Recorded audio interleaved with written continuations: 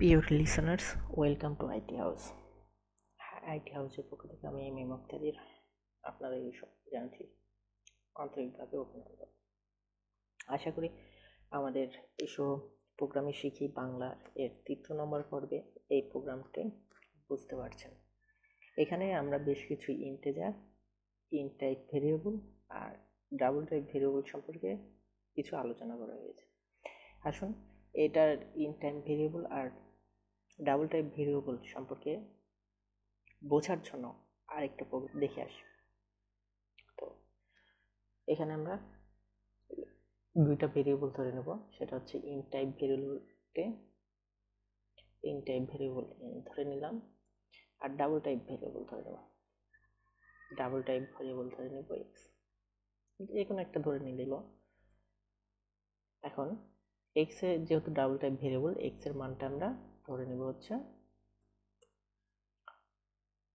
10.5 আর এনটাকে আমরা ধরে নেব হচ্ছে ইন্ট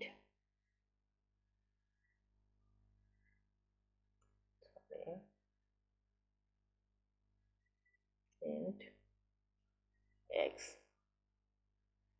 যেহেতু এক্সটা আমাদের ডাবল টাইপ ভেরিয়েবল আর এনটা ইন টাইপ ভেরিয়েবল, তাই এনটাকে আমরা এক্স এর মানটাই ধরে নিব। তাহলে এখন প্রিন্ট করে দেখি, প্রিন্ট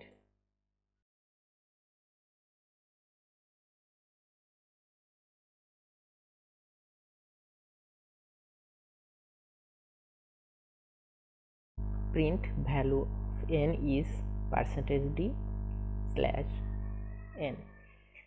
এখানে এনটা প্রিন্ট করে দেখাবে এন এর মানটা কত হয়।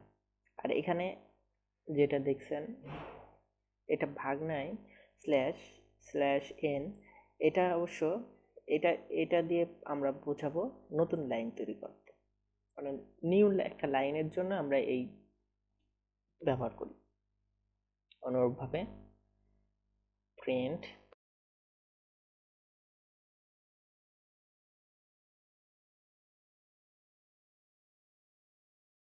Value of x is if x. Percentage is কেন দিলাম? কারণ এক্স এর মানটা ডাবল টাইপ ভেরিয়েবল, এটা অবশ্যই আপনারা বুঝতে পারছেন। যদি আমাদের 1 থেকে 3 নম্বর টিউটোরিয়ালটা না দেখে থাকেন তাহলে অবশ্যই দেখে নেবেন, ওটা থেকে এগুলো বিস্তারিত বুঝতে পারবেন।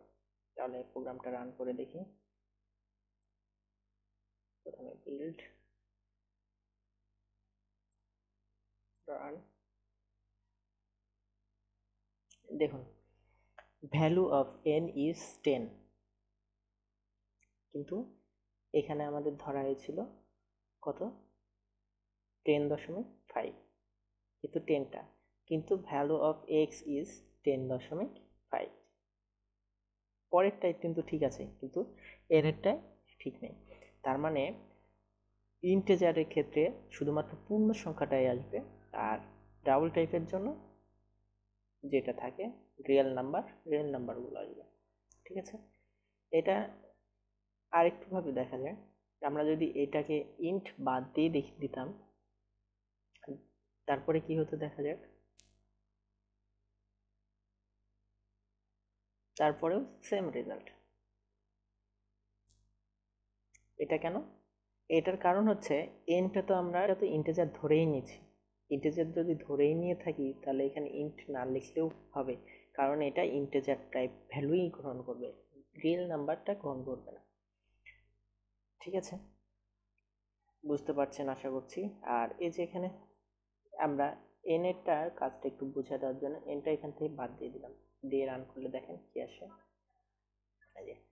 এনটা না দেওয়ার জন্য আমাদের মাঝে যে 10-এর পরে কোনো লাইন কিংবা লাইন গ্যাপটা আসে নাই। বোঝা গেল? এই লাইন গ্যাপটা যদি নিতে হয় তাহলে এই এনটা দিতে হবে। এটা কোডিং ঠিক আছে না? ওকে, সো লিসেনার্স, এই হলো রিয়েল আর ডাবল টাইপ ভেরিয়েবলের মধ্যে পার্থক্য। আশা করি সবাই বুঝতে পারছে। প্রিয় লিসেনার্স, আসুন আরেকটি প্রোগ্রাম দেখে নেওয়া যাক। সেটা হচ্ছে আমরা 3 নম্বর 3 নম্বর টিউটোরিয়াল পর্যন্ত দেখছি এ আর বি এর মানটা আমরা ভিতরেই বসে দিচ্ছি। আমাদের এখন প্রশ্ন আসতে পারে, এমন কোনো প্রোগ্রামিং করা যাবে না যেটা আমরা পরে ইচ্ছা মতন নাম্বারগুলো দেবো, যেমন এ এর মান 50, এখানে 50.5, এটা তো পরিবর্তন করার জন্য আবার প্রোগ্রামিংটাই করতে হবে। আমরা লিখে দিলাম, সেটা নেবে। হ্যাঁ বন্ধু, সেটাও করা যাবে। আসুন সেটা দেখে নিই কিভাবে করতে হবে আর প্রোগ্রামটি কেমন হবে। তো মনে করুন আমরা ইন্টিজার টাইপ কিছু ভেরিয়েবল মান দেব, শুধুমাত্র ইন্টিজার টাইপই নেবে। তো সেজন্য এ ভেরিয়েবল ধরে নিচ্ছি, ইন্টিজার টাইপ ভেরিয়েবল। আচ্ছা, এখন আমাদের লিখতে হবে, যেহেতু আমরা মানগুলো বসে দিচ্ছি না, দেখেন এ আর বি এর মানটা আমরা বসাবো না, যে কারণে এটা ইচ্ছা মতন বসিয়ে নেব, পরে আমাদের মান চাবে আমরা বসায় নেব। সেজন্য কি করব, সেজন্য এখানে দিতে হবে scanf double bracket double quotation percentage D, যেহেতু এটা ইন্টিজার টাইপ ভেরিয়েবল সেজন্য পার্সেন্টেজ ডি, কমা এন্ড এ।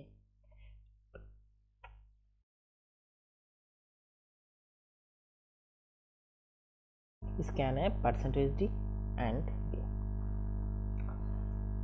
দেখুন এখানে আমরা একটু খালি পরিবর্তন করছি, এখানে পার্সেন্টেজ ডি আর এখানে আসছে অ্যান্ড এ।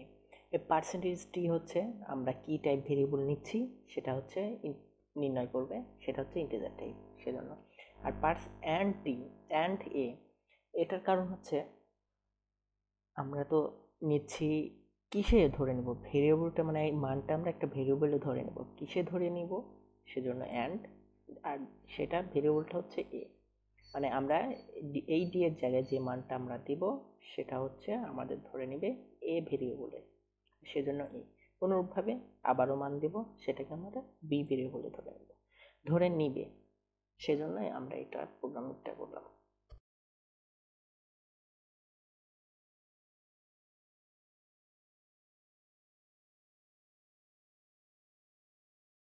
জাস্ট এইটুকু একটা প্রোগ্রাম।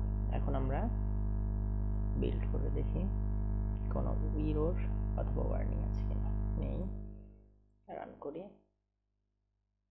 এখন কোনো কিছুই আসেনি। তাহলে আমরা একটা মান বসাই দিই, কত 2, এন্টার চাপি, আবার যাচ্ছে, তাহলে 4, তাহলে 2 আর 4-এ কত হবে 6, দিচ্ছি আমি 6। ওকে, এখানে আর একটু ভালো করার জন্য এখানে একটা লাইন ব্রেক দিয়ে দিই। আর যেহেতু আমরা বুঝতে পারছি না যে এখানে কি চাচ্ছে, সেজন্য যদি আমরা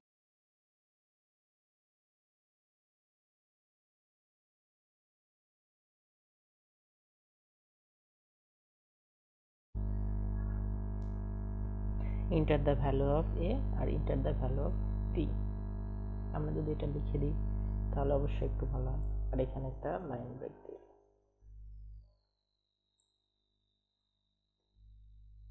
ওকে, এখন রান করি। দেখুন আসছে enter the value of A, এর মান কত দিলাম 111, ইন্টার চাপলাম। Enter the value of B কত দিব 100, তাহলে কত আসবে 211। the sum is বোঝা গেল। এভাবে আরো যত আছে সেগুলো চেষ্টা করবেন লিসেনার্স। আর আশা করছি এই প্রোগ্রাম সম্পর্কে বিস্তারিত ধারণা পেয়ে গেছেন। আর যদি কোনো সমস্যা থাকে তাহলে অবশ্যই আমাদেরকে কমেন্টস করে জানাবেন, আমি সেটা সমাধান করে দেব। আর এই ভিডিওটা যদি পছন্দ হয় অবশ্যই আপনারা লাইক করবেন আর বেশি বেশি শেয়ার করবেন, যেন শুধু আপনিই নয় আপনার ফ্রেন্ডরাও যেন একটু প্রোগ্রামিং ল্যাঙ্গুয়েজ সম্পর্কে জানতে পারে।